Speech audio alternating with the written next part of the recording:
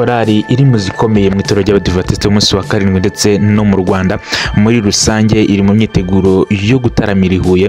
Mu gitaramo rero yatumiwemo na korali izwi nka God's Flock Choir cyangwa se umukumbi w'Imana. Iki rero ni igitaramo kizaba ku itariki 9 Ugushyingo 2024 ku rusengero rwa kaminuza SDA guhera rero ku isaha ya saa 8.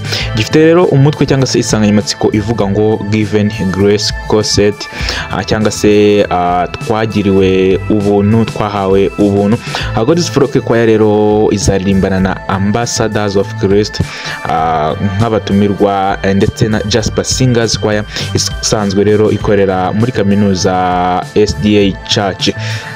God's Flock rero iri mu makorali akorera umurimo w'ivugabutumwa yiganje mu kuririmba indirimbo zamaze ubutumwa bwiza mu karere ka Huye. Rero bakorera mu itorero ry'Abadivantisite b'umunsi wa karindwi, bateranira mu rusengero rwa kaminuza y'u Rwanda ishami rya Huye ruzwi nka kaminuza SDA. Rero ni korali imaze imyaka irenga 4 isohora indirimbo.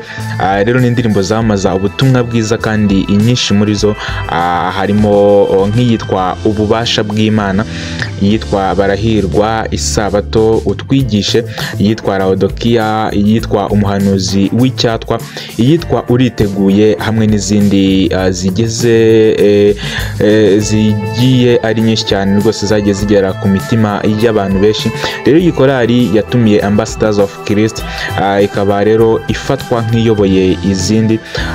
Ndavuga Ambassadors of Christ ifatwa nk'amakorali amwe mu makorali akomeye mu Rwanda, aho rero ifatwa nka korali iyoboye izindi mu kugira indirimbo zirebwa cyane kurusha izindi zandi makorali yose yo mu Rwanda.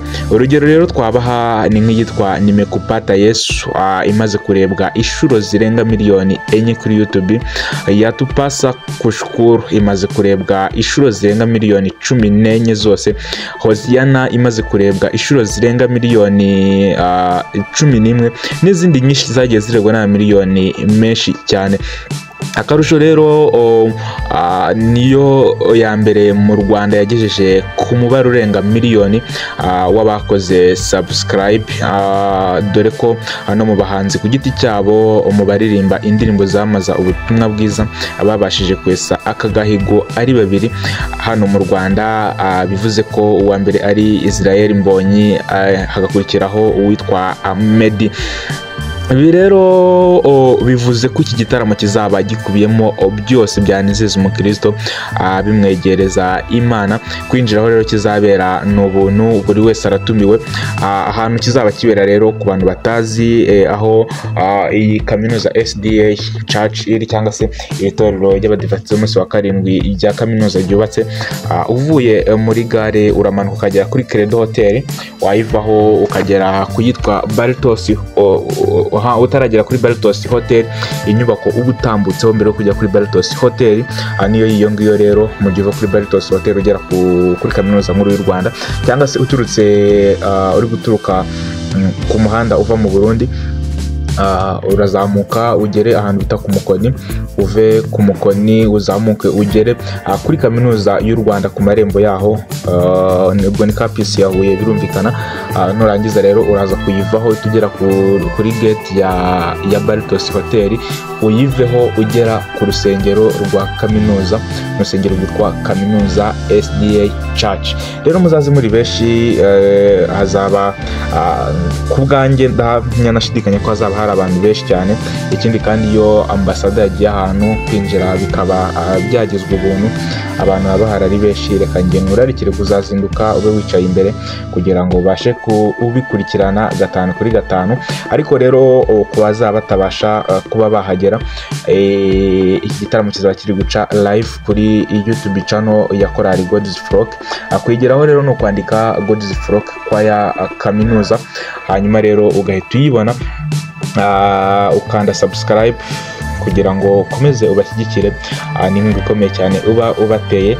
Ikindi rero ikiza cyane kurushaho nuko wanyarukiraho nonaha ukaba wakanda subscribe kugira ngo ube wizeye ko igihe cyose live izaba ifunguwe uzahita ubona notification ko God's Flock kwa ya kaminuza bafunguye live Gitaramo igitangiye. Rero kankurarikire gusimbukira kuri channel yabo ukande subscribe, ube wicaye witurije uvuga ngo sinzacikanwa n'iki gitaramo. Ikindi kandi no kugura megabyte zihagije kugira ngo utazagira n'isegonda na rimwe ucikwa kuko bizahabera byose bizaba ari ingirakamaro. Rero ni mu gitaramo rero kiri kuba mu gihe kirimo gutegurwa, iyi korali yateguye icyumweru kivuga butumwa n'ubundi n'amateraniro ari kuba ku itorero ry'Abadiventisti umunsi wa karindwi rya kaminuza, aho ari kujya aba mu masaha y'igitondo ndetse akabona nimugoroba guhera saa 12 kugera saa 1 z'umugoroba. Naho hakaba hari amakorali menshi agiye atandukanye, harimo God's Flock nk'ibisanzwe nko bateguye amateraniro y'ivuga butumwa, akabamo Jasper Singers, hakazamo korali yitwa Pipiniere du Seigneur nayo iri gutegura igitaramo vuba cyane.